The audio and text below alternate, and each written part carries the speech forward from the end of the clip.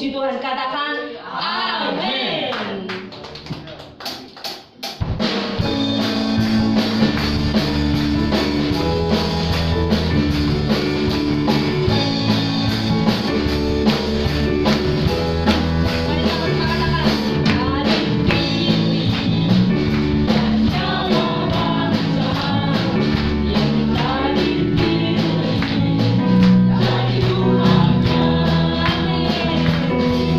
Dari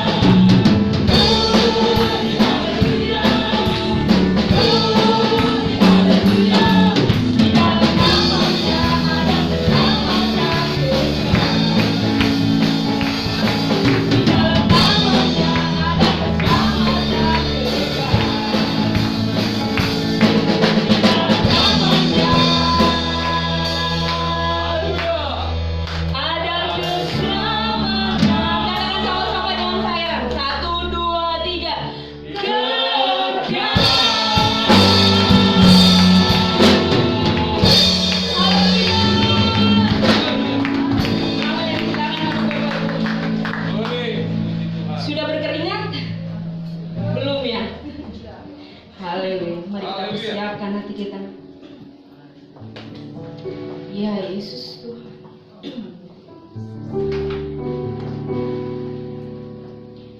Terima kasih Tuhan. Kami mau mencari Engkau Tuhan.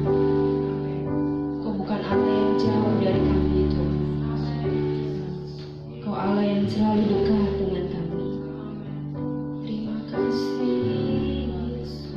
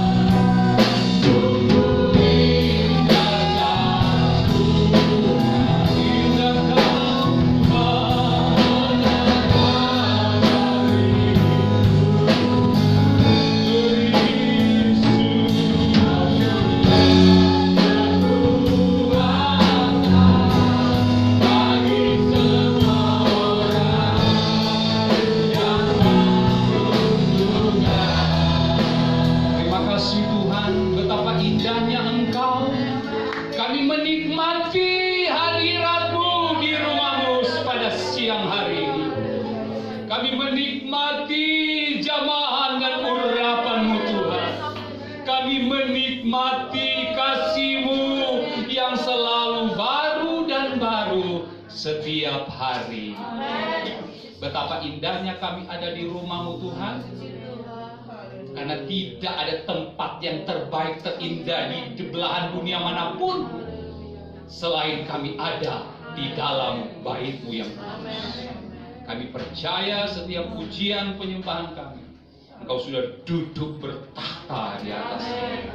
Dan siaplah Engkau memberkati kami dengan kebenaran firman. Urapi hamba-Mu, sucikan layakan hamba-Mu. Urapi kami semua yang mendengarkan. Berikan kami telinga seorang murid. Buka hati, pikiran kami sambut kebenaran firman-Mu. Firmanlah Tuhan, di dalam nama Tuhan Yesus Kristus. Haleluya. Yang siap terima firman Tuhan katakan amin. Puji Tuhan. Silakan duduk saudaraku. Haleluya.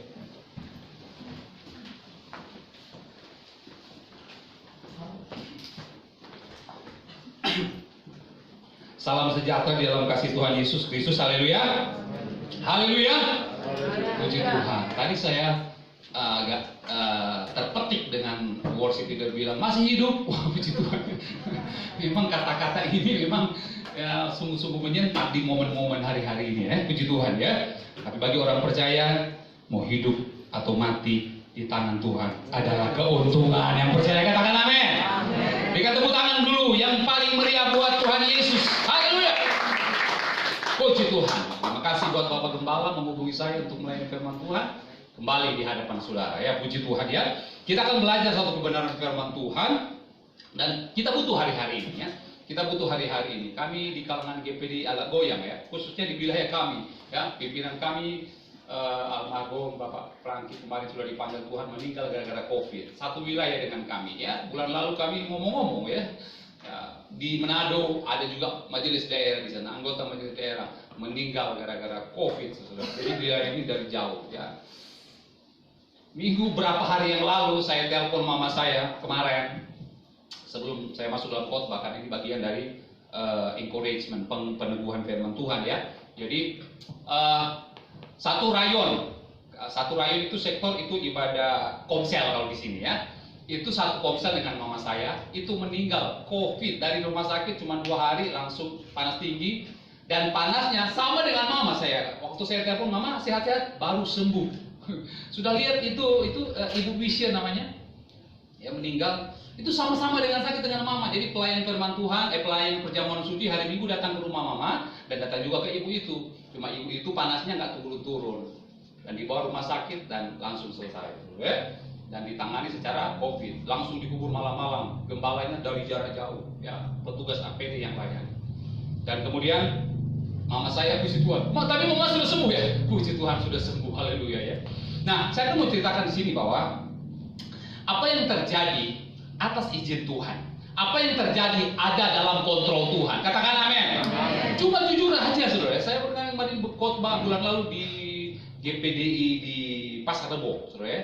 Di sana katakan jemaat bilang bahwa hari-hari ini kita orang Kristen goyang. Jujur aja ya. Tapi saya percaya di sini kita nggak ada ya. Goyang kenapa? Mulai mempertanyakan Tuhan. Tuhan kok pendeta-pendeta, kok anak-anak Tuhan bisa meninggal gara-gara COVID? Masa kami mau? Mana namamu? Mana pembelaanmu Tuhan? Ya kan? Banyak sekali yang terjadi. Bahkan kami rekan-rekan kemarin hamba Tuhan bercerita di komunitas gembala-gembala seharapan indah. Jadi ada GPI, ada GSDA, ada AKBP ngumpul situ ya. Kita ngomong-ngomong, wah Pak, di DPD udah ada 2 ya pendeta besar meninggal. Iya, kami sudah lebih dulu Pak. Itu pendeta GPI bilang, kami sudah lebih dulu. Nah, tapi apapun yang terjadi, sebab itu kita akan kehilangan fokus. Jadi hook word. Jadi ini pembukaannya ini adalah kita tidak bisa lakukan apa-apa kalau tidak goyang, saudara. Kalau tidak goyang, prinsip iman saudara, prinsip keyakinan saudara, pendirian saudara akan goyang. Apapun alasannya, tidak mengenal saudara jemaat, pelayan atau pendeta pun banyak mulai goyang sekarang hari-hari ini. Kemarin teman saya di Facebook, dia komen begini. Oh, saya komen, wah bro, hati-hati bro. Ini bisa-bisa melemahkan jemaat kalau begini. Kalau mau khawatir sendiri aja. Sudah pendeta, tetapi dia bilang, di mana Tuhan? Bahaya kan? Nah ini kenapa? Karena memang satu dunia hari-hari ini terjadi melanda hal itu, saudara. Hal ini. Dan Kita tidak bisa apa-apa selain daripada kebenaran firman Tuhan jadi pegangan kita. Yang setuju katakan amin.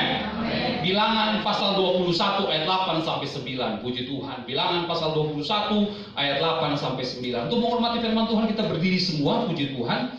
Bilangan pasal 21 ayat 8 sampai ayatnya yang ke-9. Baik, saudara yang punya Alkitab, punya gadget boleh, tapi ada di monitor bisa ditampilkan grafisnya. Mari kita baca bersama-sama. Bilangan pasal 21 ayat 8 sampai ayat yang ke-9. Yang sudah dapat katakan amin. Ayat 8, 1, 2, 3. Maka berfirmanlah Tuhan kepada Musa, buatlah ular tedung dan taruhlah itu pada sebuah tiang. Maka setiap orang yang terpagut, jika ia melihatnya, akan tetap hidup. Lalu Musa membuat ular tembaga dan menaruhnya pada sebuah tiang. Maka jika seseorang dipagut ular dan ia memandang kepada ular tembaga itu, ia, puji Tuhan. Silakan duduk saudara. Nah, ini adalah merupakan kisah ketika orang Israel bereksodus dari Mesir, ya. Jadi mereka selama kurang lebih 430 tahun, kemudian di bawah pimpinan Musa dan Harun, atas perintah Tuhan, mereka akan dibawa ke tanah Kanaan yang berlimpah susu dan madu. Yang harusnya cuma 2 minggu, akhirnya jadi 40 tahun. Kenapa? Karena mereka gagal fokus. Orang Israel itu suka gagal fokus, suka goyang. Padahal yang mimpin mereka Tuhan sendiri loh, ya. Kalau kita kan dengan iman, ya kan? Siapa yang sudah pernah melihat Tuhan secara visual, secara langsung, secara fisik, itu kasih karunia ya. Ada orang-orang yang dapat itu. Ada? Angkat tangan. Puji Tuhan ya. Nanti saya bikinkan YouTube ya. Nah, tetapi orang Israel dipimpin tiang awan pada siang hari, tiang api malam hari. Mereka nggak perlu pakai tenda, mereka nggak perlu pakai penerangan pada waktu malam. Tapi toh, saudara-saudara ya, tetap mereka bersungut-sungut. Cuma mauku tidak maunya Tuhan. Sehingga saudara tahu, saudara ya, ketika mereka lapar, Tuhan kirim burung puyuh, ribuan, ratusan ribu turun dari langit. Ya. Ketika mereka cari air kehausan, Tuhan buat mata air yang pahit berubah menjadi mata air yang manis. Apalagi saudara ya, tiap pagi turun roti langsung dari surga, saudara ya. Tidak dari toko, saudara, langsung dari surga.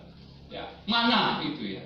Tetapi teman-teman kita lihat, cuma 2 orang saja yang dari lahir di ada hidup di Mesir sampai masuk Kanaan selama 40 tahun, cuma 2 dari kurang lebih yang bereksodus atau yang keluar dari Mesir. Di catatan itu, menurut penelitian bibliografi Alkitab, kurang lebih 3 juta lebih. Yang masuk cuma 2 orang. Siapa? Yosua dan Kaleb. Termasuk komandan mereka. Siapa?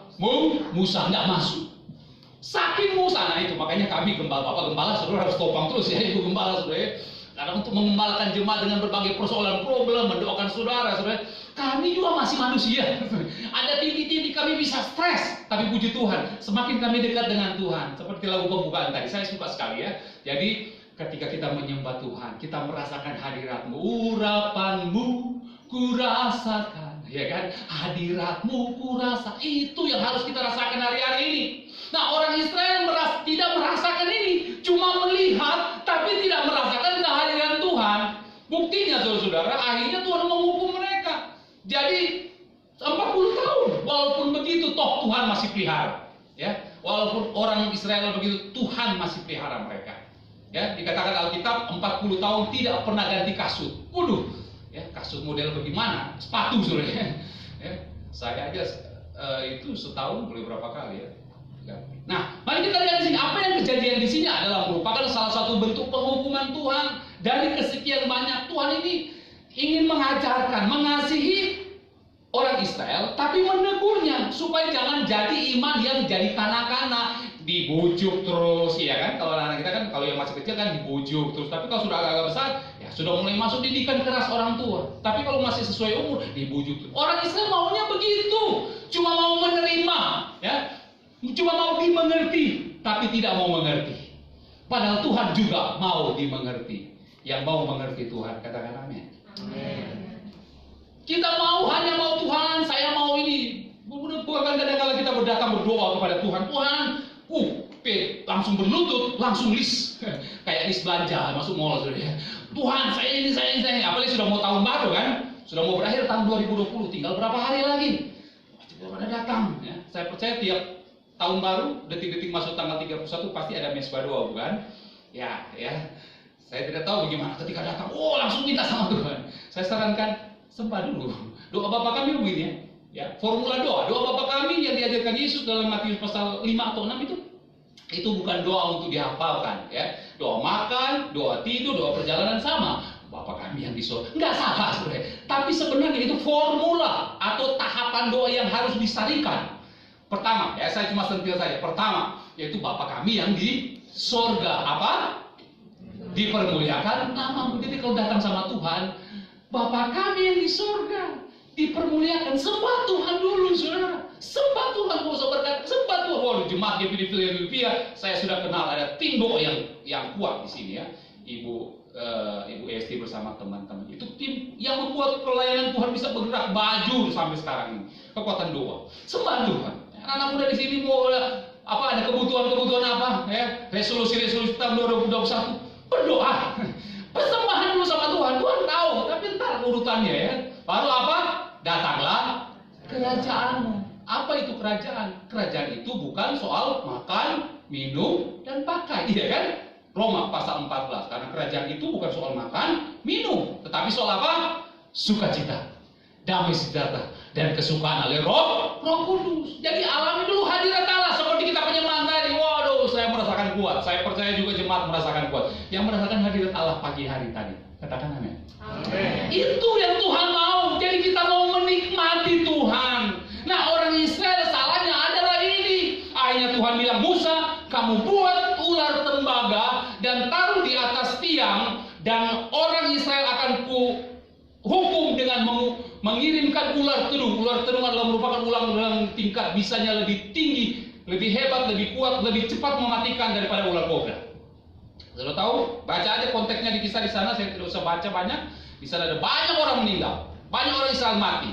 Tapi Tuhan sudah bilang sama Musa, bilang sama orang Israel yang melihat, yang memandang ular tembaga di atas tiang itu akan tetap hidup. Nah, saudara harus mengerti ya, dalam perjanjian lama adalah merupakan prinsip penubuatan yang Allah suka berbicara dalam bentuk analogi-analogi kepada kita, tetapi orang Israel secara fisik yang mereka belum mengerti.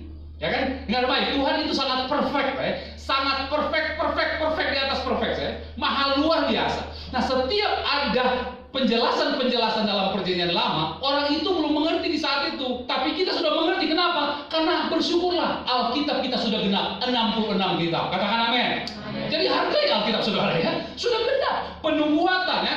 Orang kita sementara merayakan Natal ya. Selalu setiap kali perayaan Natal ada orang-orang, anak-anak kecil yang ayat penggenapan dan penubuatan dan penggenapan. Ya kan selalu ada begitu. Itu kita sekarang sudah lengkap. Mereka dulu belum ada, saudara.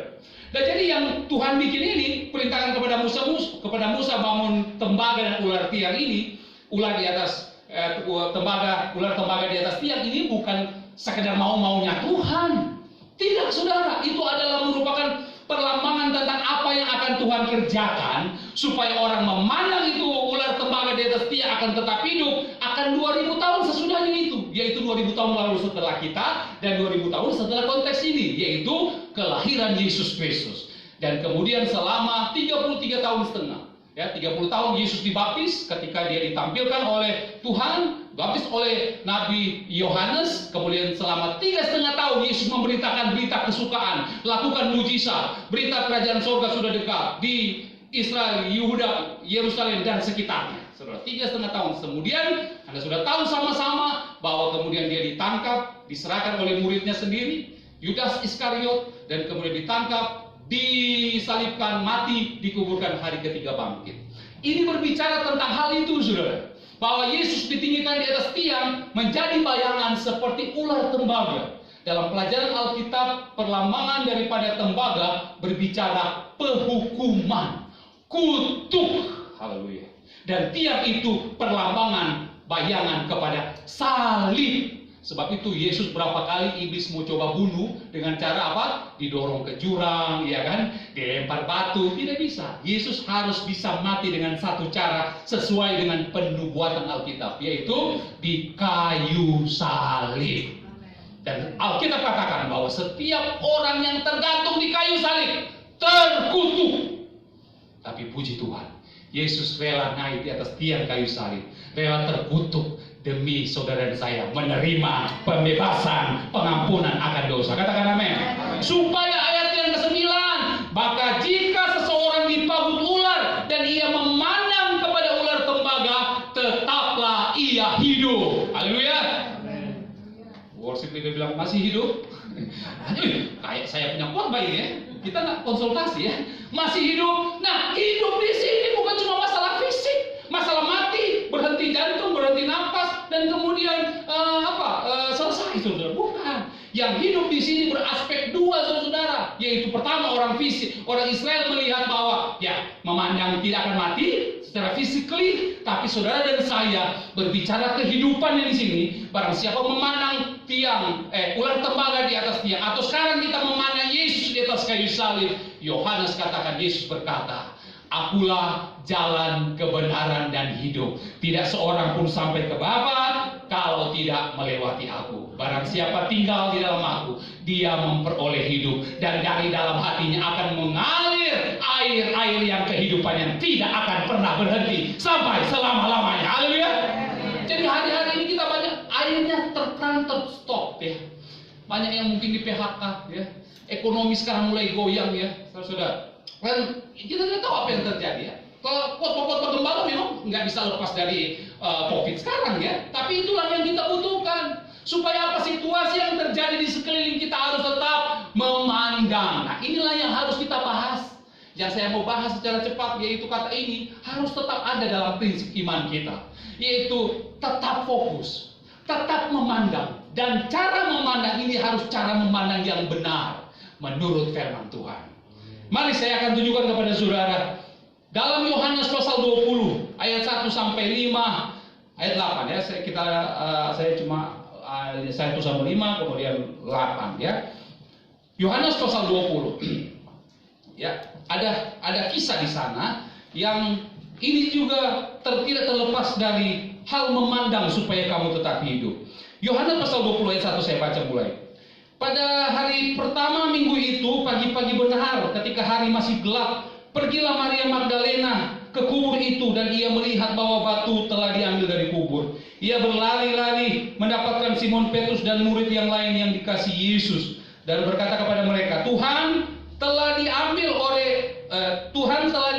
orang dari kuburnya, dan kami tidak tahu di mana ia diletakkan. Maka berangkatlah Petrus dan murid yang lain itu ke kubur. Keduanya berlari bersama-sama, tetapi murid yang lain itu berlari lebih cepat daripada Petrus, sehingga lebih dulu sampai di kubur. Ayat 5, ia menjenguk ke dalam dan melihat kain kafan terletak di tanah, akan tetapi ia tidak masuk ke dalam. Saya lompat ayat 8 saja. Maka masuklah juga murid yang lain yang lebih dahulu sampai di kubur itu, dan dan percaya. Oke. Ada 3 figur Alkitab dengan rentan waktu kronologis yang sama, berurutan, tetapi cara mereka melihat, cara mereka bersikap, itu yang akan kita belajar pada pagi hari. Haleluya. Mari ya saudara-saudara. Yang pertama siapakah dia? Ada 3 tokoh, saudara. Saudara baca ini 3 tokoh. Coba sebutkan. Satu siapa? Yang pertama siapa? Maria Magdalena. Bagus. Yang kedua? Simon Petrus. Dan yang ketiga? Yang ketiga siapa? Murid yang lain. Ada yang tahu siapa murid yang lain? Nah, jangan dulu ditampilkan grafisnya. Jangan dulu. Ya. Baik. Saya akan mulai dengan ayat yang pertama ya. Pada hari pertama minggu itu, pagi-pagi benar, ketika hari masih gelap, pergilah siapa? Maria Magdalena ke kubur itu, dan ia melihat bahwa batu telah diambil dari kubur. Oke, tokoh yang pertama adalah Maria Magdalena. Masih seperti bilangan tadi yang Tuhan bilang orang Israel kamu tetap hidup. Lihatlah, pandanglah ular tembaga di atas tiang. Nah, kita lihat Maria Magdalena, dia kalau bahasa Indonesia cuma tulis melihat. Petrus juga tadi ditulis dengan melihat. Murid yang lain juga tulis dengan melihat. Nah, saya menggunakan bahasa asli karena bahasa Alkitab kita dari bahasa asli. Bahasa Perjanjian Baru, bahasa Yunani, bahasa Perjanjian Lama, bahasa Ibrani, ada sedikit bahasa Arami juga. Mari, kita lihat yang pertama, Maria Magdalena dulu. Ya, terima kasih, Revis. Nah, Maria Magdalena yang kata melihat ini dia gunakan kata blepo. Katakan blepo. Jago.